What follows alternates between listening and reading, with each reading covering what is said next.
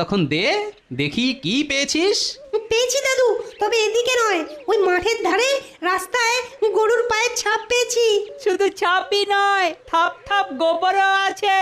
দেখেই মনে হচ্ছে একটা দুটো নয়, অনেক গরু গেছে। আরে বাস, চল চল চল।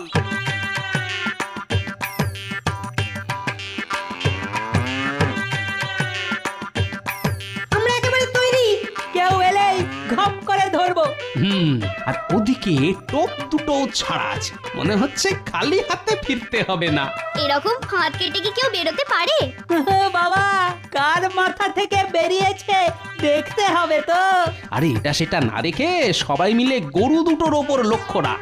ঠিক বলেছো দাদু, গরু চোর এমন সুযোগ ছাড়বে না। কিন্তু একটা ব্যাপারে যে একটু লাগছে, কিসের খটকা দাদু?